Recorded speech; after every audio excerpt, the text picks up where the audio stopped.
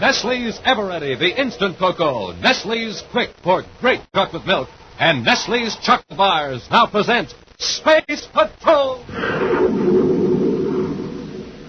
High adventure in the wild, vast reaches of space. Missions of daring in the name of interplanetary justice. Travel into the future with Buzz Corry, Commander-in-Chief of the Space Patrol! In today's transcribed Space Patrol adventure, Buzz and Happy are in their spaceship approaching a planet in a remote solar system. Commander, where did that thing come from? It's a glowing object. It's headed right toward us. A meteor. Meteors don't glow in space. It's getting brighter. It's a ball of fire. There's another one. Where in the universe are they coming from? It's a weapon. A weapon? Then it's some of Makor's work. Right. He's trying to make good his threat to destroy us. We'll be back in just a moment with a thrilling story, Prison Planet. It's quicker than a jet flight. It's quicker than the speed of light. It's Nestle's Quick, the miracle product that mixes so quick it gives you chocolate milk in seconds. Fellas and girls, have you tried instant Nestle's Quick? Nothing was ever so speedy. Here's all you have to do to get perfect chocolate milk. First, pour out your big, cold, frosty glass of milk. Then add 2 teaspoons of Nestle's Quick. That's right. You pour the milk first. Then you add Quick. Spoon it around once or twice, and there's your chocolate milk. Why, it practically makes itself. And wait till you taste that flavor. Quick is just like those great Nestle's chocolate bars. Yes, sir, it's got that special Nestle's chocolate flavor, that special Nestle's chocolate richness, that special Nestle's chocolate smoothness. It's a real soda fountain treat right in your own home. You're going to love having wonderful Nestle's Quick with meals, for snacks, and before bedtime. And you can tell Mom that Quick is good for you because it's fortified with vitamin D. And the more Quick you drink, the more milk you drink. So Mom's sure to approve. Ask her to get that big brown and yellow can of Nestle's Quick. And then you can join all the Space Patrollers in the most delicious, most chocolate, quickest treat in the universe. That's Q-U-I-K, Nestle's Quick. And now, today's Space Patrol adventure, Prison Planet. Buzz and Happy have returned to the Graxock star system 500,000 light years from the United Planets to search for the one remaining pilot of an ill-fated expedition. 3 other pilots have already been found and have returned safely to Terra. Buzz and Happy realize that every moment spent in the unfriendly galaxy means increased peril, for Makor, guardian of the star system, has sworn to destroy them. While Happy watches the viewscopes for unfriendly ships, Buzz makes repeated attempts to contact the missing Space Patrol pilot by spacephone. Commander Corry aboard Terra 5, calling Lieutenant Stitter, Element 4 of Expedition Enigma. Commander Corry calling Lieutenant Stitter. Lieutenant Stitter, Terra 5. You got him. This section's terrible. Now, keep watching those viewscopes while I try again. Yes, sir. There's no sighting so far. Corry to Lieutenant Stitter. Your signal is very weak. Keep talking. Repeat. Keep talking. We'll try to get a fix on your signal. I read you faintly, Commander. Would you repeat your orders? Lieutenant Stitter requesting repeat on orders from Commander Corry. Stitter must be thousands of DUs away. Yes, and Makor is causing the interference. That deflector field again, huh? Yes, if we don't contact Stitter soon, get into Star Drive, Makor will be coming after us. I wish we could make him listen to reason. He won't have to. He broke his word with us, and we outsmarted him and hurt his pride. He won't be satisfied until he gets his revenge. Well, I guess there are characters like that in every galaxy. I better try to reach Stitter again. Commander Corry calling Lieutenant Stitter of Expedition Enigma.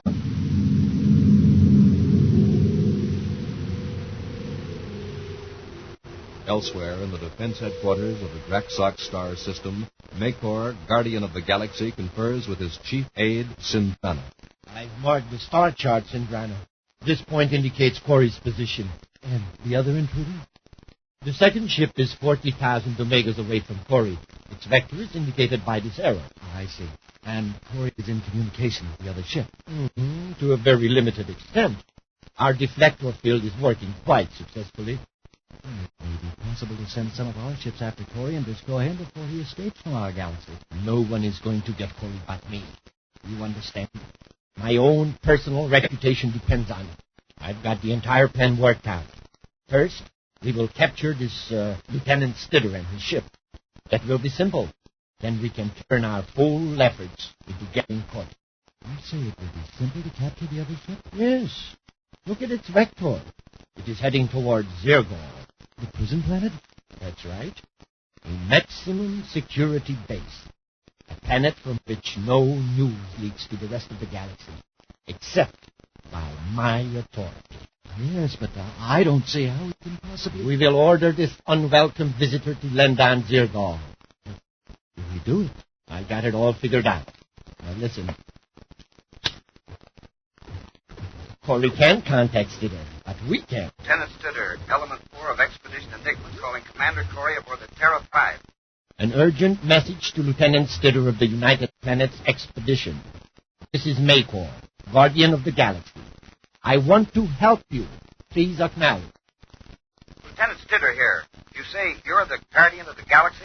Yes, I am in charge of defenses of this star system, the region of space you're in now. I've already had contact with your Commander Corry, and know that he's looking for you. We promise to give him all the help possible. That's certainly welcome news. Say, is it possible for you to relay a message to my commanding officer? No, not at present, on account of those solar radiations. I offer a suggestion if you see fit to follow it. Since you're working with Commander Corry and I'm lost, the best thing is to let you give the orders. Thank you, Lieutenant. It will be easier that way. I believe I know your present position. There should be a yellow star approximately 20 degrees to the right of your present heading. It's 23 degrees by my estimates. Good. You're near the planet Zergol. Make a landing on that planet. Then we'll notify Commander Corry where to find you. The planet inhabited? Yes, but by a very primitive civilization. And I suggest that you carefully avoid any settlements for fear of alarming the natives. I understand. And I'll contact you later and help you establish your exact position on the planet, so Commander Corry can locate you without any trouble. I'm very grateful, Maycor. Oh, this star system is always happy to help friendly visitors, Lieutenant. Now, don't be concerned about the Commander. I'll personally take care of everything. And I wish you a safe landing on Zergol. There, Cinderella. You say? I still don't like the idea of sending him to the prison planet. The prison authorities see his ship that they'll report it. Didn't you hear me tell the stupid lieutenant to avoid all settlements? He'll never know he's landing on a prison planet until later when we have him locked up. It would be better to do away with him. Suppose he talks. Who would understand him without a translator? And there are no electronic translators on this prison planet.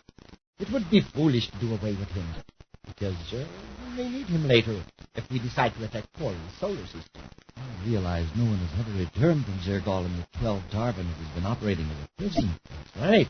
Not even the guards and official personnel.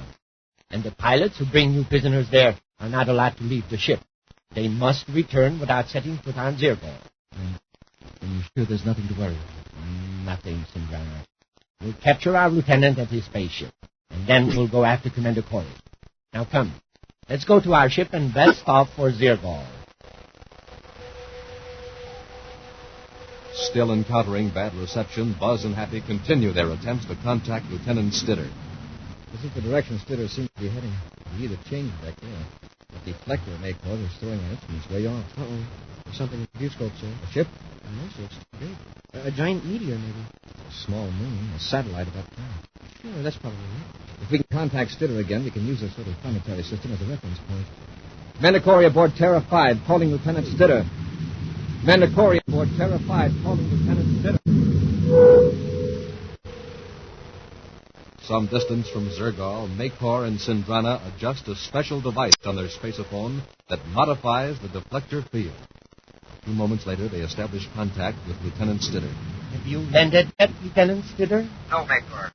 I'm flying at low altitude over a mountain range, looking for a place to set down. Are you near a settlement of any kind? I don't think so. I made a careful check by viewscope from high altitude before I came in low. That's excellent. Now, from your spacophone signal, you appear to be on the bright side of Zergol. Correct. The sun is right overhead. Have you observed the large body of water? Yes, but it's beyond the horizon now. It's several hundreds of what we call miles to my right. Then you are over an entirely unpopulated region, Lieutenant. Land in the first suitable place you see. Very good. After your landing is secured, spaceophone me. I'll have no difficulty finding you. How about Commander Corry? Have you contacted him yet? No, but don't worry. One of our communication centers is certain to reach him soon. Make her out. There you are, Sindrana. That ship and its pilot are as good as in our hands. Your plan is working out very well, Maker. I confess that... Sindrana, the view's gone. It's a spaceship. Yes, and on a vector towards Zirgol. Possibly one of our own prison ships. If there were prisoners being consigned to Zirgol, I'd known about it. A supply ship, then? The prison planet has been self-supporting for the last 2 Tarvin. It must be Corry. He has managed to get some sort of a fix on Stidder's signal. I hope he hasn't overheard our conversations with Stidder. If he has, there's nothing he can do about it. He'll never reach Zirgol. How are we going to stop him? It's not wise to engage Corry in combat. We've learned that fact. We won't need to get closer to him than we are now. Not if we use the Darrow projectiles. It's forbidden to use the Darrow projectile, Except in the most extreme emergency. Well, isn't this one? Yes, but you must have permission from the Supreme Council of the Galaxy. That would mean telling them there are alien ships in our star system. I was able to obtain the Darrow projectiles without the formality. The Supreme Council will never know. Take the controls, Sindrana. I will launch the protocol.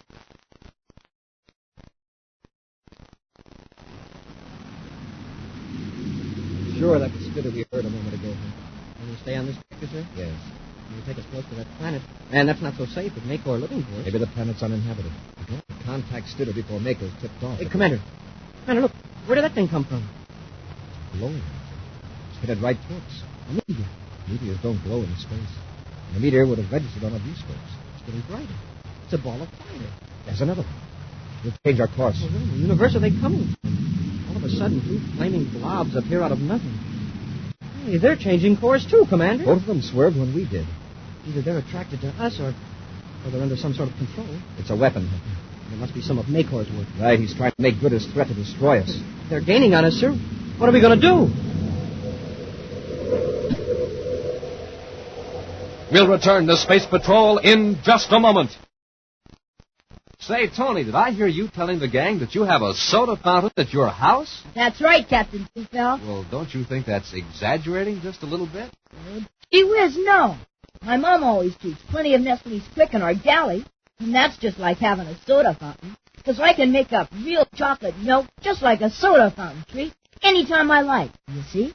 Well, I guess I can't argue with that, Tony. Nestle's Quick is the greatest treat in the universe, because it makes the greatest chocolate milk in the universe. Imagine being able to fix chocolate milk with the same wonderful, rich flavor as your favorite Nestle's chocolate bars, right in your house. And you can fix it just as quick as that.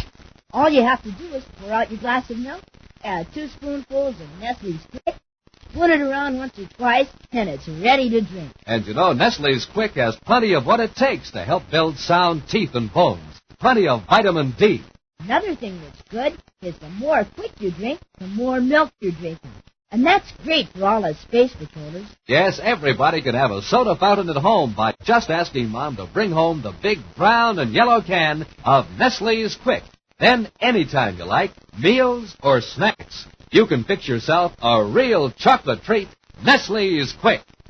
If you're like all us space patrollers, you'll love Nestle's Quick. That's Q-U-I-K, Nestle's Quick. Boy, is it chocolatey and good.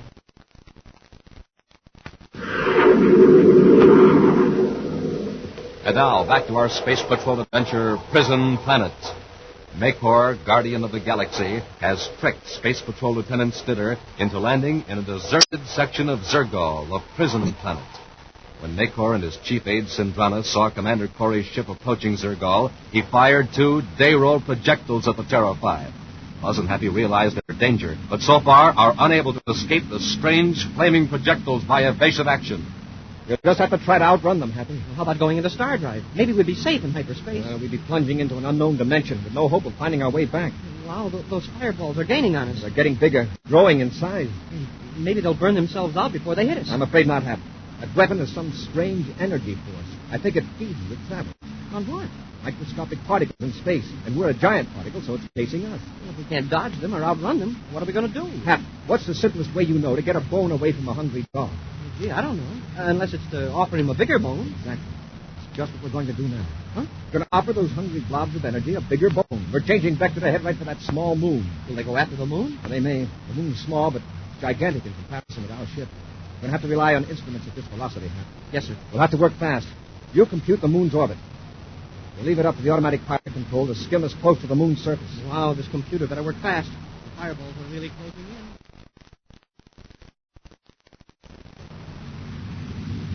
We've done all we can, Hap. Might as well relax. I think I must have fed the wrong data into the computer, Commander. I think we're going to crash. We played our hand, Hap. If we tampered with the controls now, we might really make an error. Here we go. You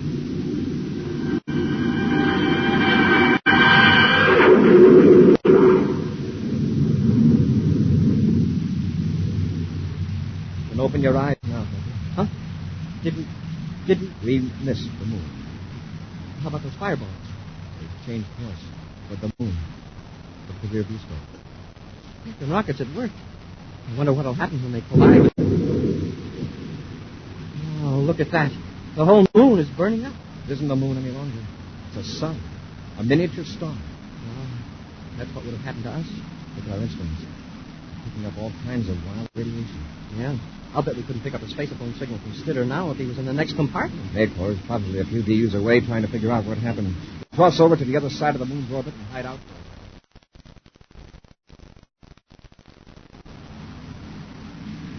Nathan, you destroyed the moon. The Dare projectiles destroyed the moon. Stop gibbering. The important question is, did we get Corry? Lieutenant Stitter calling Maycor, Guardian of the Galaxy. Lieutenant Stitter calling Maycor, Guardian of the Galaxy. There's a lot of interference considering how close we are to the planet. It's the Darrow radiation. Maker to Lieutenant Stitter, have you landed? Yes, my ship is on a grassy plain near a wooded section. Good. Keep reporting at intervals. We will locate your exact position by your signal. Very good, Maycor. Oh, any word from Commander Corry? There is nothing to worry about now, Lieutenant. Just keep in contact, and we'll have you in safe hands in a very short time. Maker out. You'll be in safe hands, all right. The hands of the guards of the prison planet.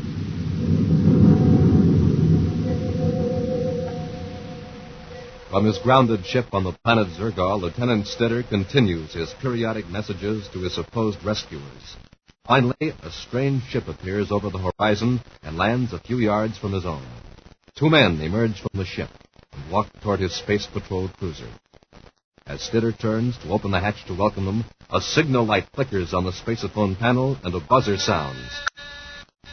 Surprised, Lieutenant Stitter steps to the spaceophone and quickly turns to a special frequency. Lieutenant Corry aboard Terra 5 calling Lieutenant Stitter. Urgent. Commander Corry to Lieutenant Stitter. Lieutenant Stitter here, Commander. Stitter, you're in danger. Blast off immediately. Danger? Oh, there's some mistake, sir. I've been in contact with the Guardian of the Galaxy. He's ready to rescue me. He's tricked you. Get off that planet before he lands. But the ship has already landed. In fact, there are two men about to come aboard. They'll be in here before I can blast off. Are they in spacesuits? No, sir. Then you won't need one either. Get out of that ship. Go to the cargo hold and go out through the emergency hatch. Don't try to fight them. I think they're entering the airlock now, sir. Hurry, Stitter. Take a miniature spaceophone. We'll find you and pick you up. Hurry out.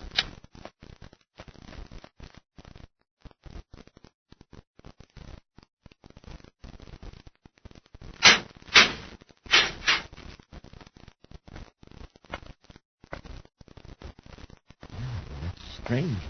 He's not in the control compartment. Wait a minute. Look out through the port. He left the ship. Yes, he's running toward the woods.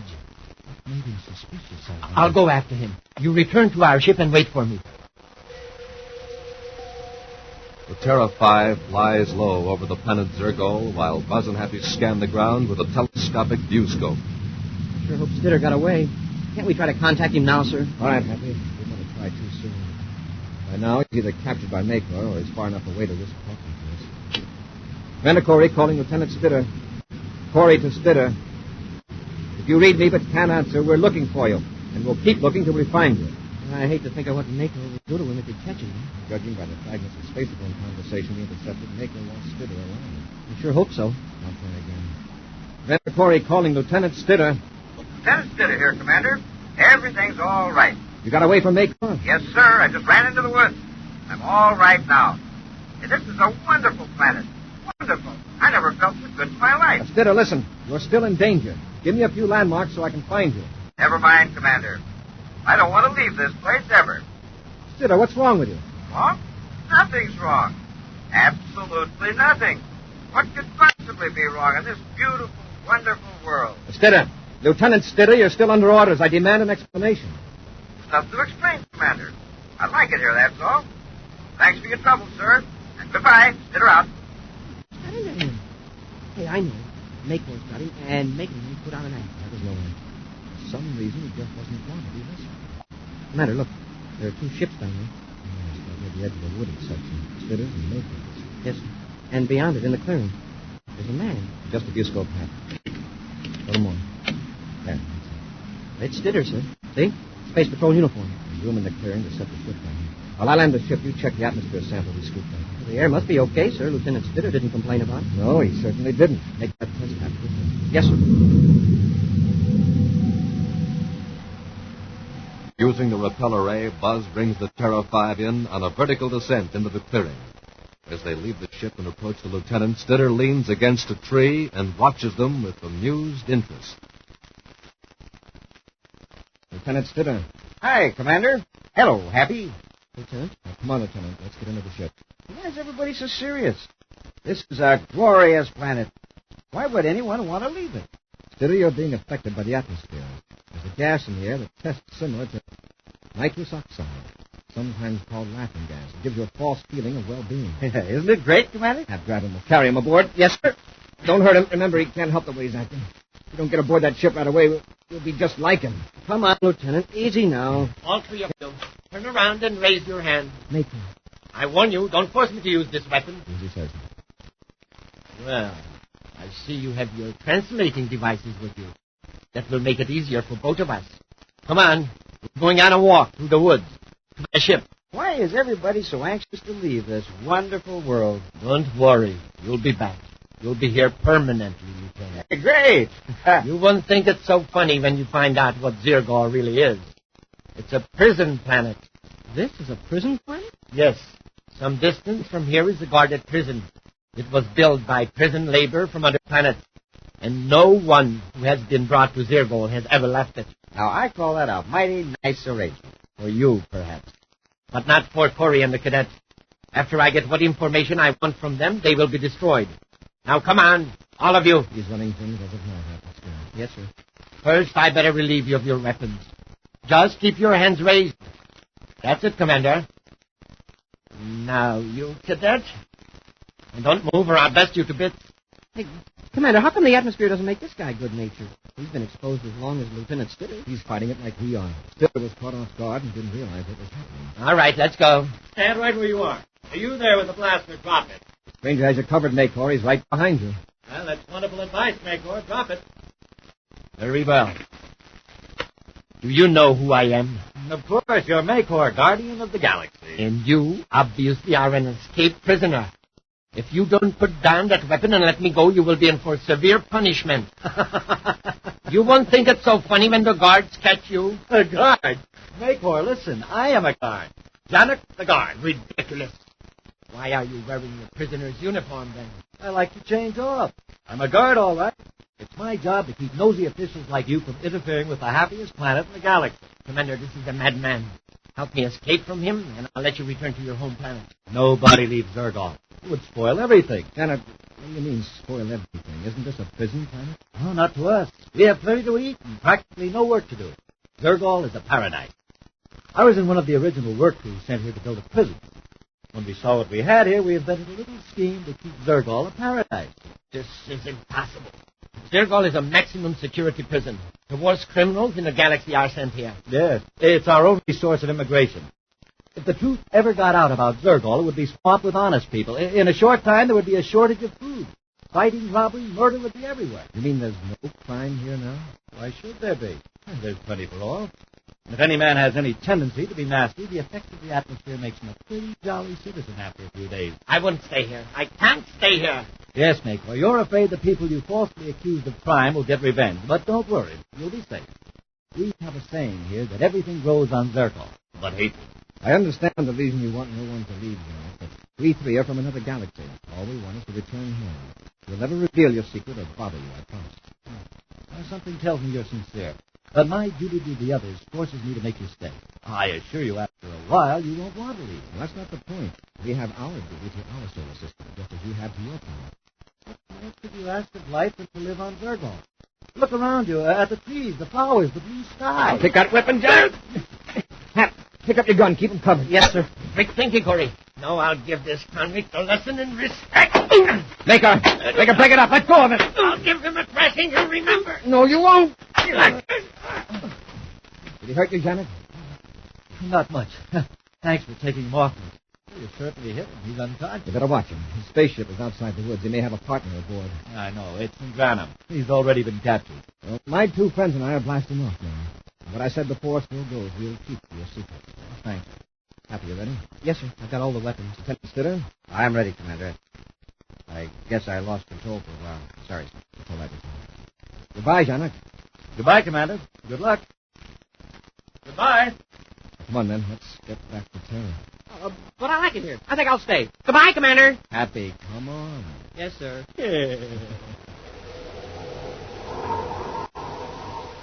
An action preview of next week's exciting Space Patrol adventure in just a moment. What's new? Nestle's new. Nestle's what? Coconut. Ah, that's my favorite verse, Commander, because I sure go for Nestle's great new coconut bar. So I see, Hap. Well, you've practically gone through the entire month's supply already. Gee, Commander, I just can't help myself. When I bite into that luscious, thick, rich milk chocolate just loaded with crisp, toasted coconut, I sort of lose my head. I got to keep eating. I'll admit, there never has been such a delicious chocolate bar as the new Nestle's coconut bar. Well, except maybe those other sensational Nestle's chocolate bars. The rich milk chocolate, the almond bar, and wonderful crunch. Oh, stop. Now you're making me hungry. Well, what are we waiting for? Be my guest, Commander. Have a Nestle's chocolate bar. And that goes for you, too, fellas and girls. Remember, Nestles, Nestle's makes the very best chocolate.